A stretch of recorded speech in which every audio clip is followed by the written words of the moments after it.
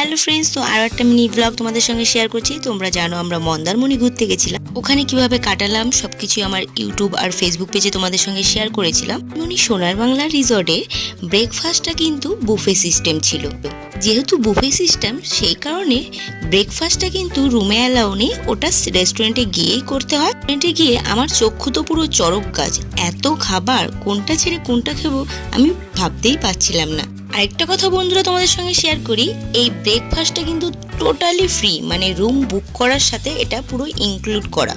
এত খাবার কোনটা ছেড়ে কোনটার নাম বলবো। তো চলো আমরা ব্রেকফাস্টটা করি, তখনই তোমাদের দেখিয়ে দেবো এখানে কি কি খাবার ছিল। ফার্স্টেই আমরা নিয়ে নিয়েছিলাম ওয়াটারমেলনের জুস, কেক, নর্মাল একটা কেক আর একটা কলা। বোন ডিম সিদ্ধ নিয়েছিল, আমার নেওয়া হয়নি। আর তারপরে টোস্টটা গরম করে টোস্ট, বাটার আর জ্যাম। আমার মিনি ব্লগটা কেমন লাগলো অবশ্যই জানিও। আর নেক্সট পার্টে তোমাদের দেখাচ্ছি আমরা